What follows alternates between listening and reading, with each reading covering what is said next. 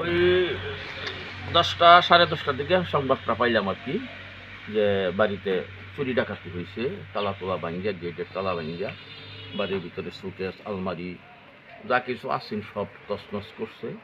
ওইটা প্রায় 7-8 লক্ষ টাকার মতন গড়ে ছিল আর কি। এরা উমরা করবো, ওই টাকাটাও নিয়ে গেছে। কিছু সোনা গয়না আসেন, এগুলোও নিয়ে গেছে। দুইজনেই বাড়িতে থাকি আমরা। মেয়ে একটু অসুস্থ ছিল, তার বাড়িতে বেড়াইতে গিয়েছিলাম গত পরশু দিন। আজকে কয় তারিখ?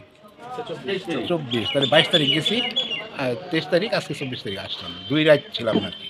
আচ্ছা, তো এই না থাকার কারণে আসে আমরা গেট যখন তালা খুলি, তখন তালা খুলছে ঠিকই, কিন্তু ভিতরে লক আপ করা, ভিতরে মারা। এরপরে আমরা ছোট্ট বাচ্চাদেরকে দেয়া ওই ওয়ার্ল্ডিং অ্যাপ এটা খুলাইছি, খুললে পরে বাসায় ঢুকছি। আয় দিয়ে এই অবস্থা সব সব ভাইঙ্গা চুরমার কইয়া প্রত্যেকটা রুমে 4টা রুম তছনছ করে ফেলাইছে।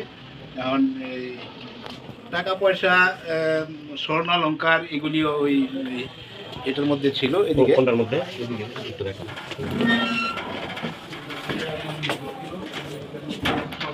ছিল এগুলি আমরা